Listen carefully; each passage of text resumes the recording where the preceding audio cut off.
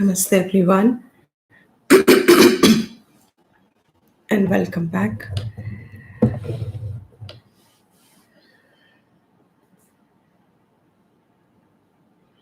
We are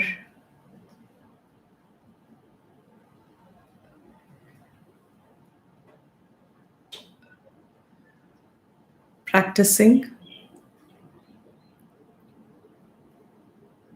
another kind of meditation, dhyan, which is fundamentally aimed at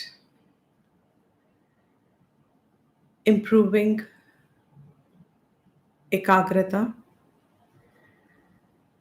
Developing ekagrata should be a good word. Most of us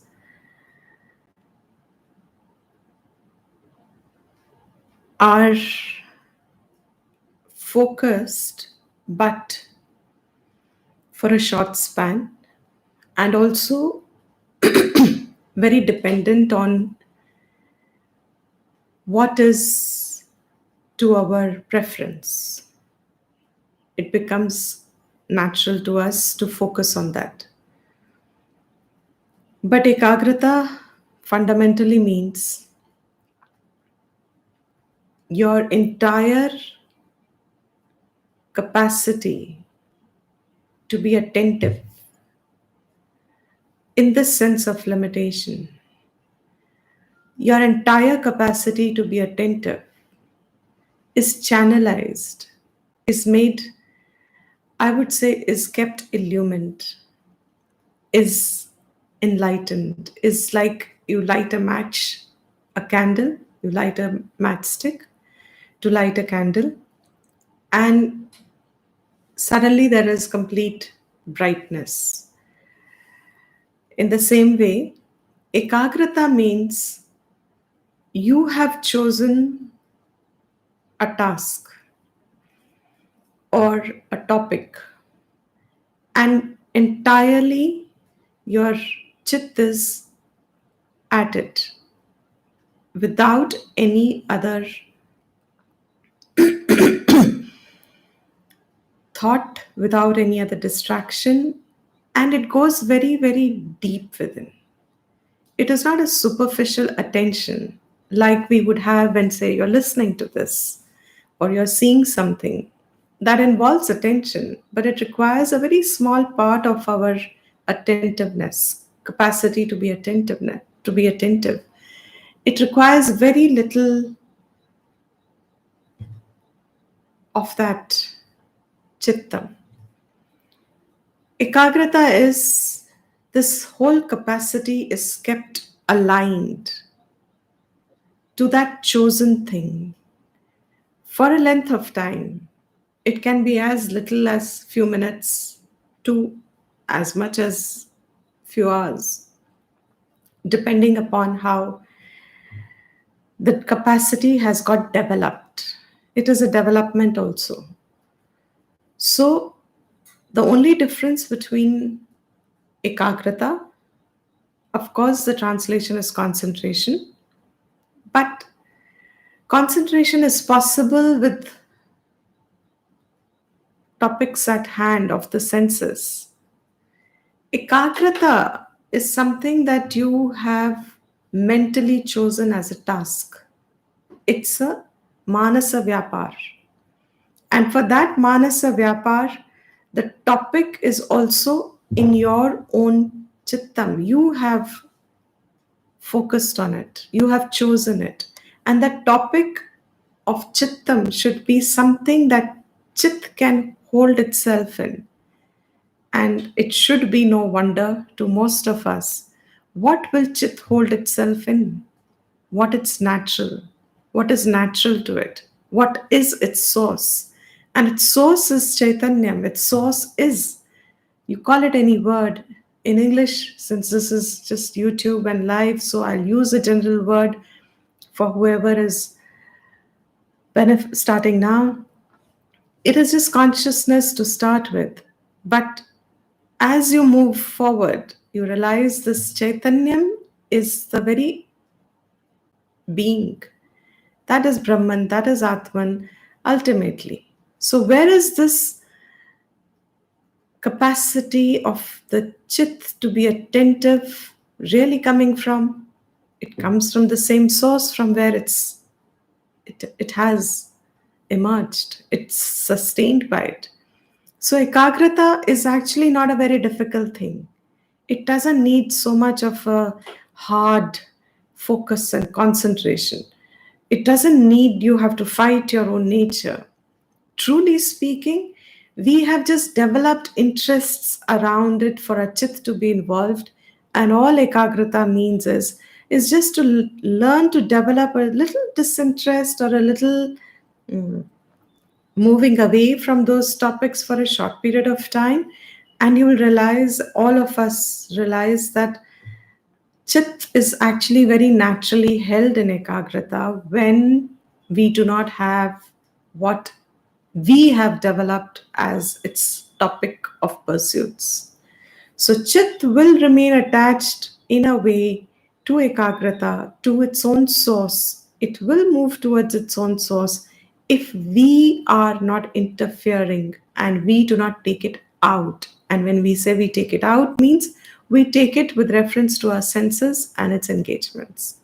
So with this, we will continue with ekagrata for a period of time. It is helpful. So at this point, we will keep Vayu Devata for another session or two and then move on to the next. But there will be, I've decided we will not keep a limit to this. As much as we think it's useful, we will do till then. Idea is this is the best one can bring oneself closer to. So with the help of whatever we have learned so far and whatever we are learning, take a comfortable position. We always start with relaxation first. Take a comfortable position and make a good base of your legs if you're sitting down, or you can even have a cross leg sitting on a chair if you can, if your knees supported, or if you're sitting on a chair with your feet down, then let them not be hanging, give them a good support, and just be relaxed. Keep your fingers, if you're used to interlacing for your relaxation, keep it. Otherwise, as we have started for Vayu, this is the mudra, your index finger. Keep it under the base of the thumb and just a very gentle pressure and the three fingers together. So don't spread them, just keep them like this.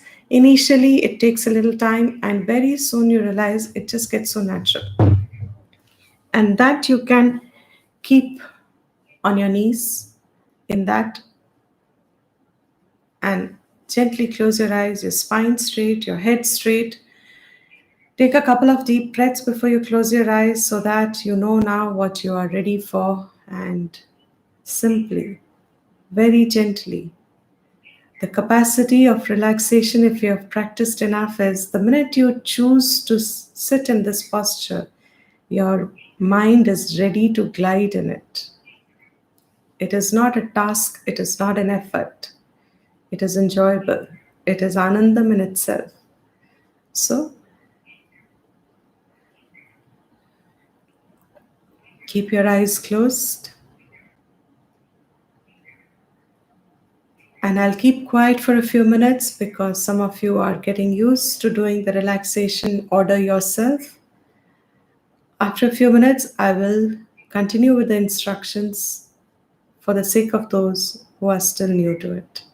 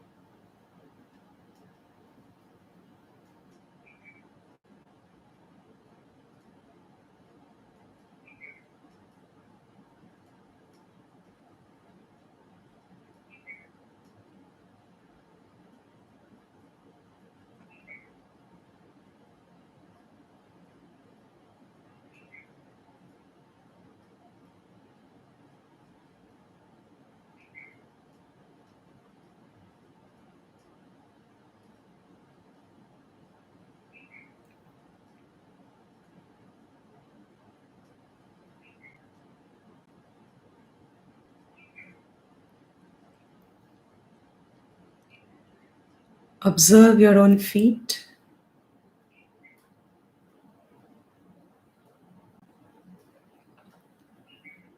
Rub them mentally.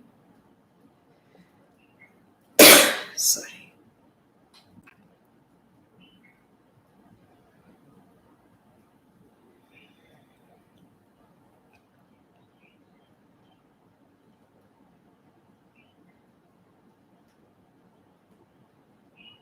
Wriggle your toes if you need to, and then leave it in its most relaxed position.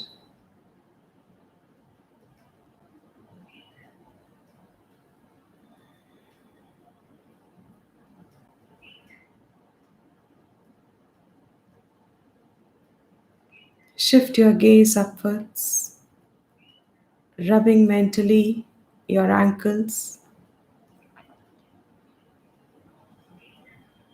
your calf muscles, pounding them with your fists.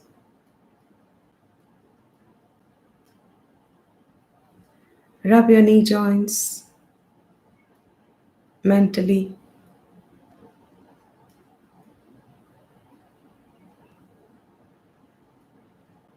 Pound your thigh muscles, one leg at a time, starting with right.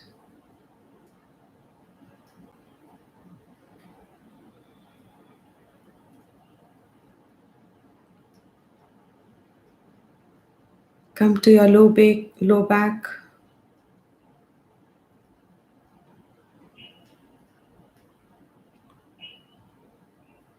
Observe your lower extremity, the way they are placed.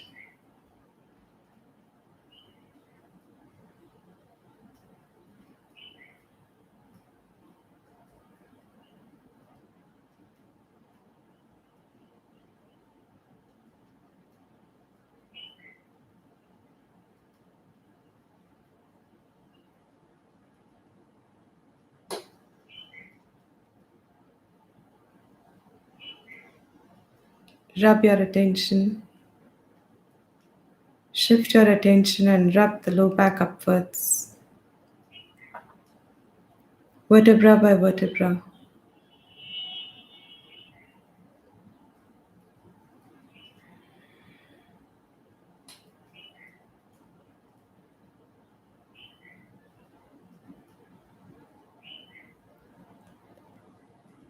Rub your shoulders,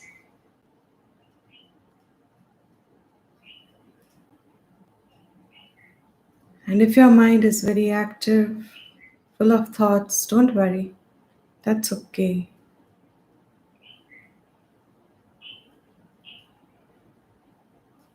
Let them be.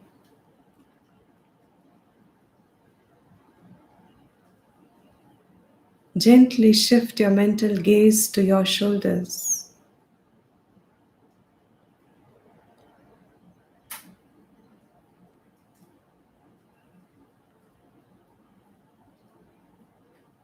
Shift your gaze down the arms,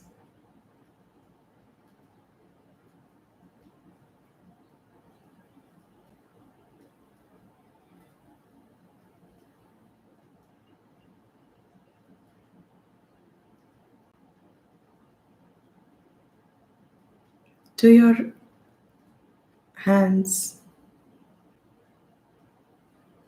Observe it mentally. Just your hands.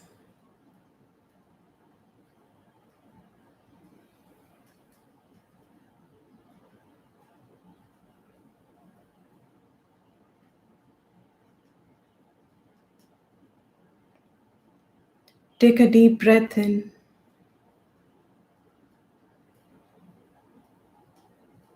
Exhale from the mouth.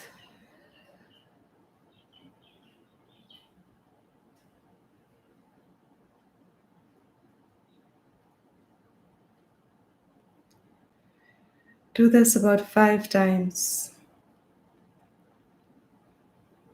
Inhale from the nose. Exhale from the mouth.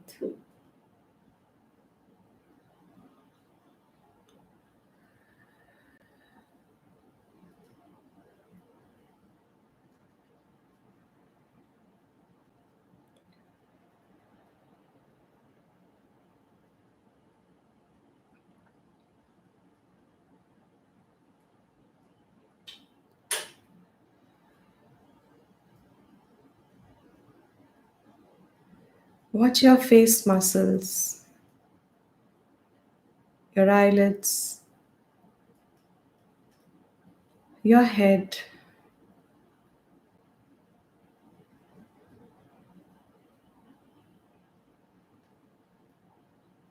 and recall all the cavities that you can think on your face.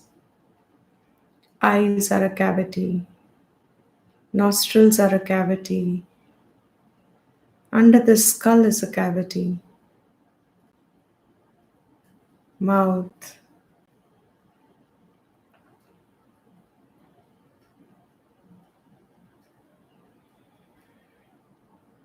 These are cavities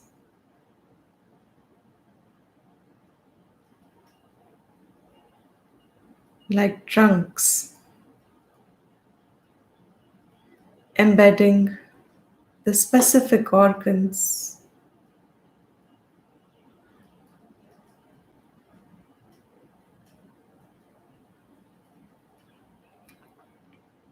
activated by their respective indriyas.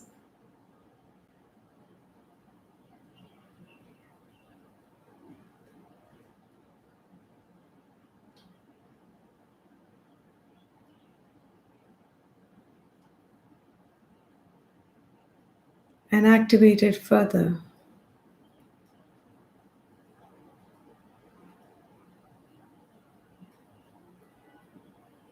by the Chaitanyam,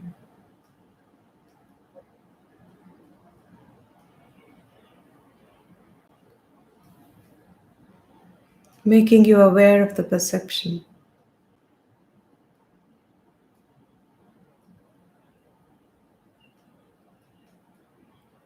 Shift your attention again to your nostril, breathing.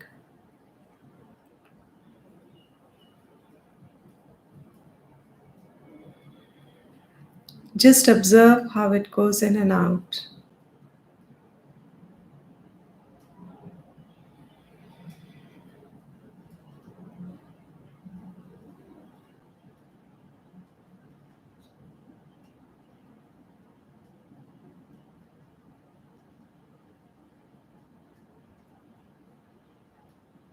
Feel the tingling or the sensation around the nostrils.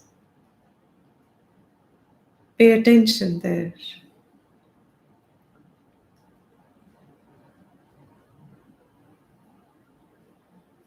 Just watch the air going in and out.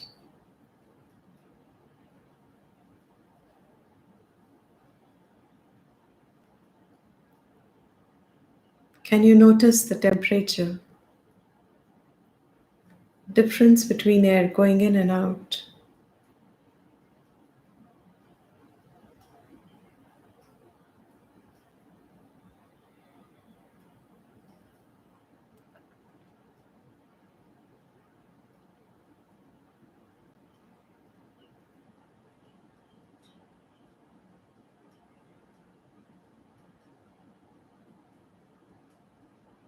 Watch the rise and fall of your chest.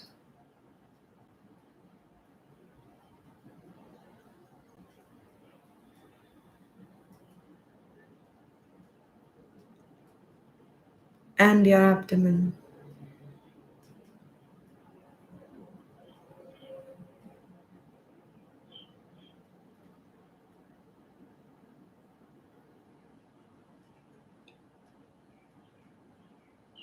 Let your breathing fall to a passivity in a rhythm,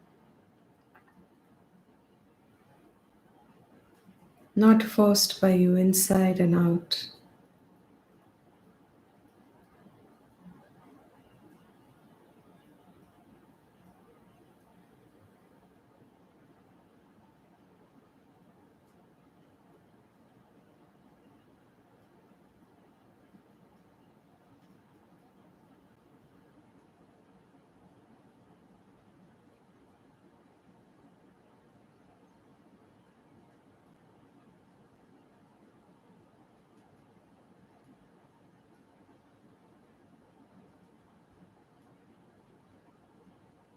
Where is this breath functioning from? Who is the controller of this movement?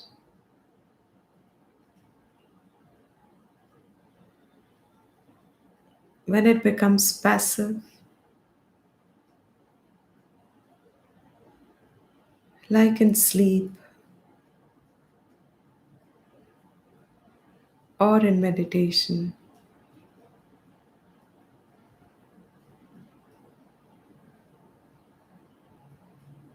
who governs this?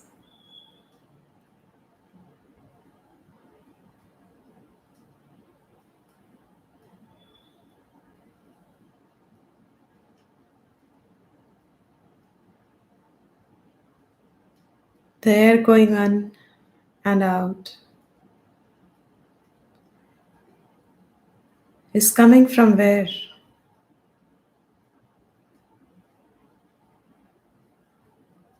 Wherever your body moves, there is air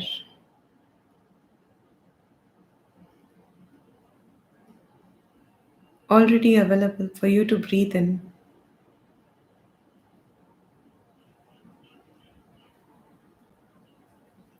Anywhere on Bhuloka,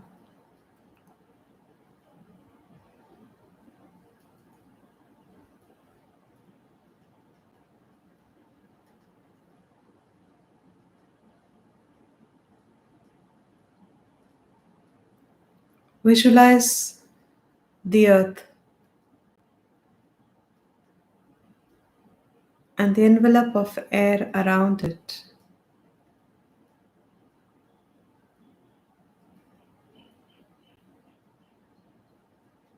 How accessible,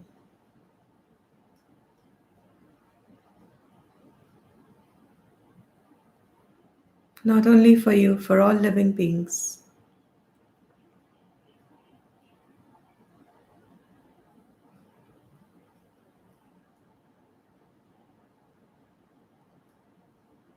Bring to your mind the wonders this air does.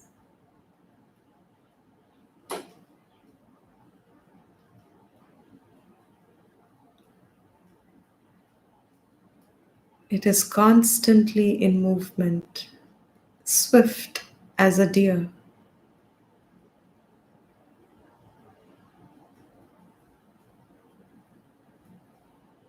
effortlessly moving.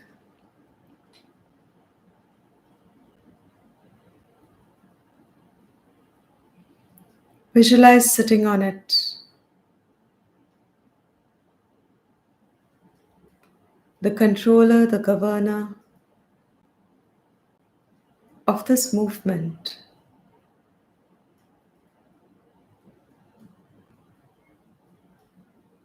allowing us all to breathe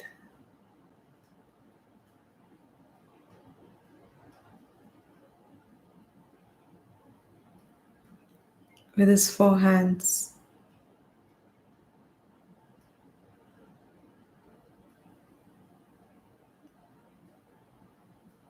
spear in one, flag in the other, with a crown on the head,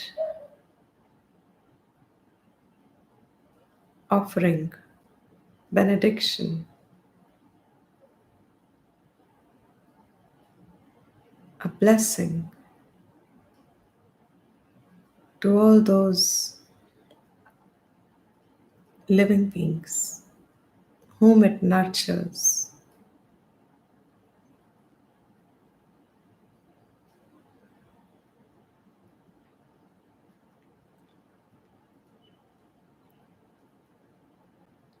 Welcome it to stand in front of you.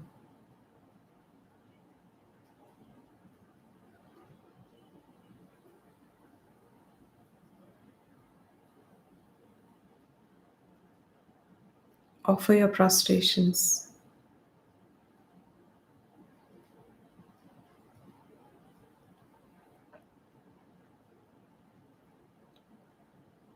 Water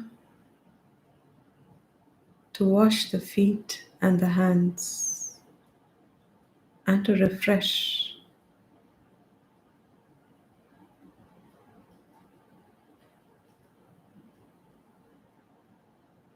Mentally visualize a fresh set of clothes and ornaments that you offer.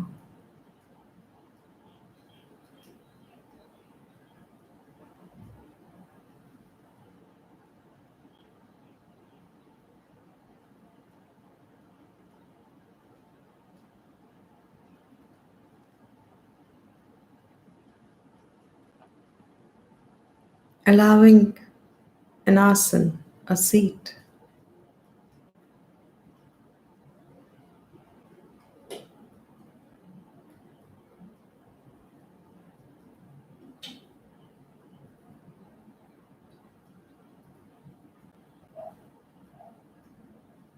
Light a lamp.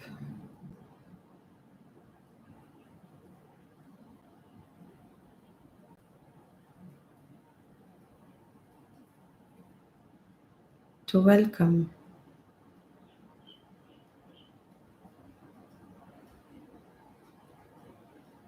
Incense, camphor, to purify the surroundings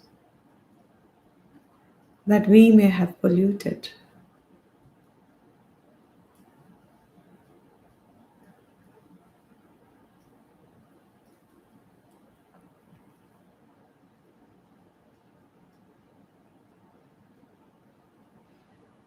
Offer fruits and water to drink, or naivedyam, yathashakti.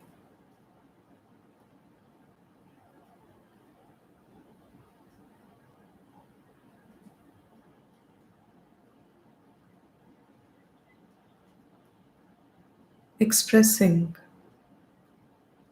all these actions are expressing just a representation of your acknowledgement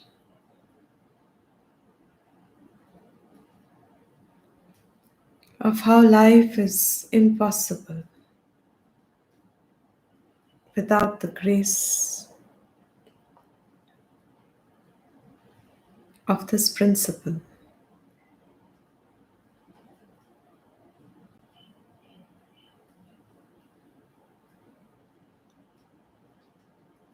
It is not a worship alone. The actions of worship are a representation. So invoke in yourself the acknowledgement of life as impossible without this principle and the governor of Vayu, Devata, who sits now in front of you.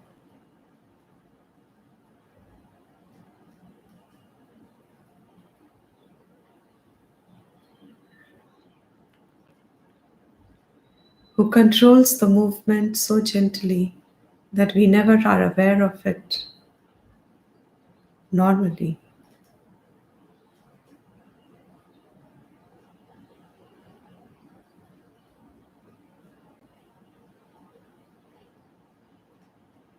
Offered Naivedyam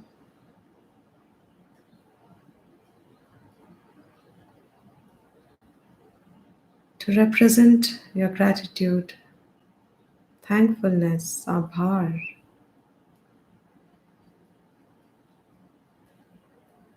that life here has become possible because of the contribution of this principle as a yajna.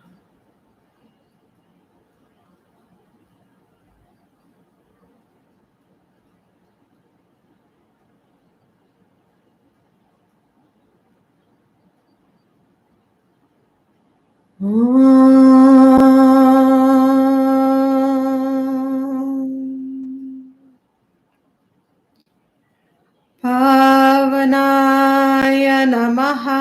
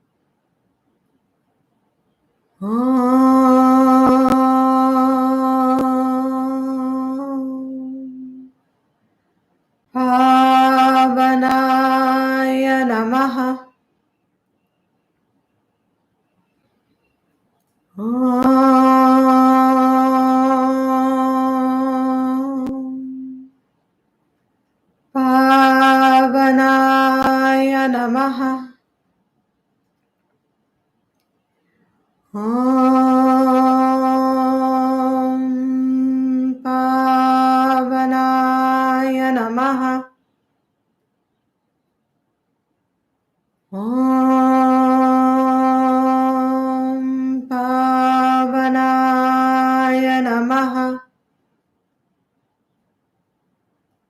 Om Pavanaya Namaha. Om Pavanaya Namaha. Om Pavanaya Namaha. Om Pavanaya Namaha. Om Pavanaya Namaha.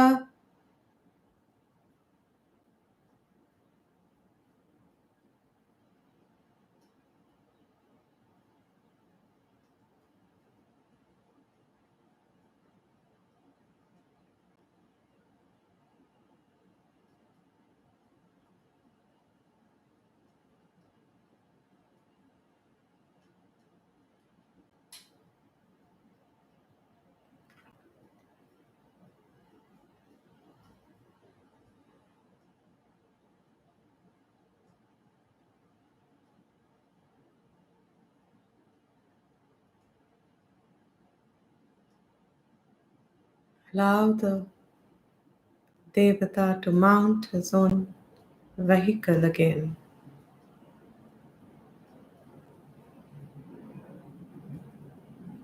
to return back to its unmanifest principle,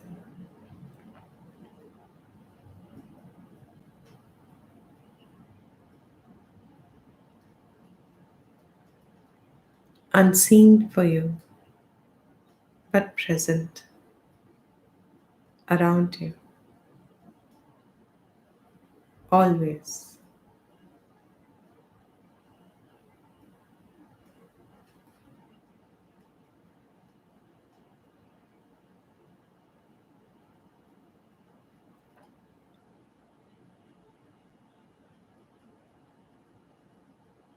Thanking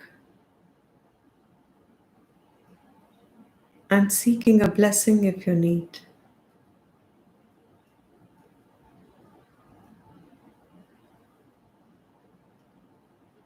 Making your own resolve if you want, of the return gift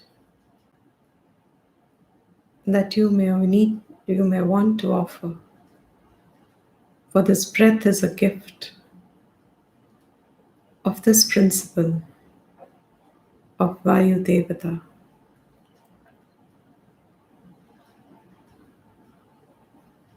What would be your return?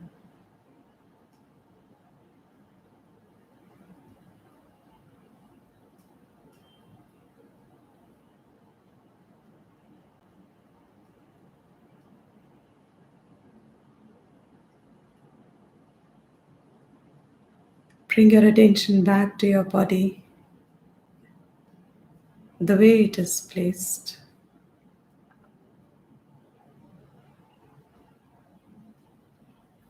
Observe your breath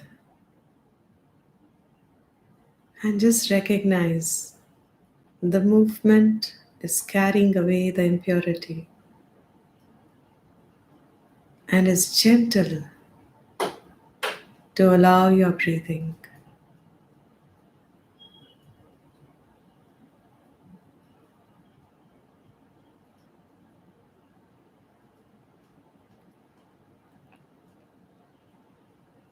I will chant Om to conclude. You can do it loudly or silently or just listen.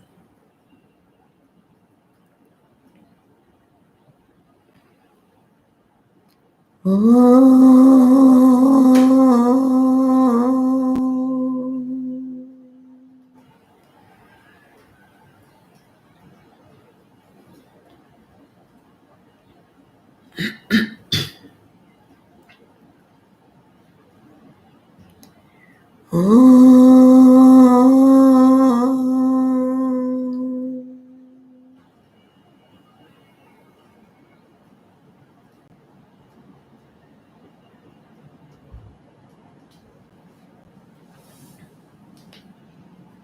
You may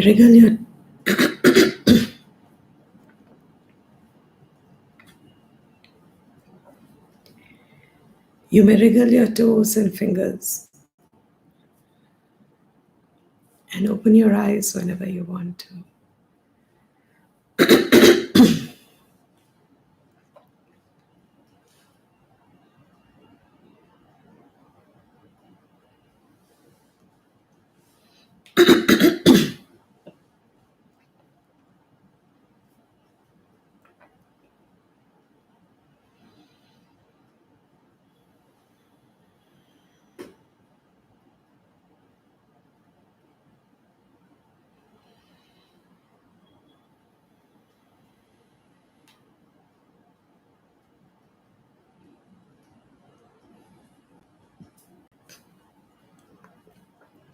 Thank you, Malini, and thank you, everyone.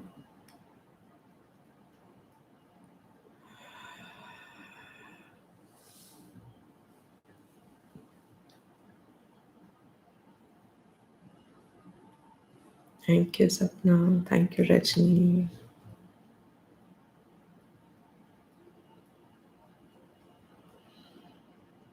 Thank you, Shalini, Kumud,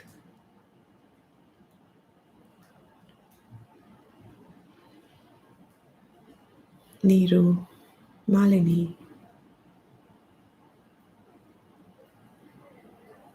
Remain blessed, everyone. Shubdhanam. Thank you, Viniji. Thank you, Sapna.